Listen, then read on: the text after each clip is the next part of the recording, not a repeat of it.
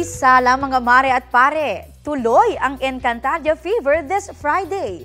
Marami ang napabilib sa bagong music collaboration ni Pirena Glyza de Castro at katutubong diva Bayang Barrios na OG singer ng theme song ng Kapuso series.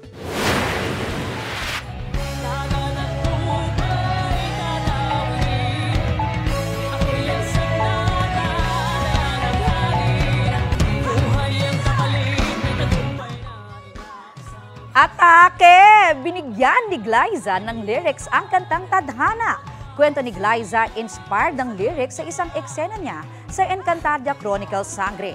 Anya, isang tribute ang kanilang collab ni Bayang na first time narinig sa kanyang Sangre Pirena transformation entry.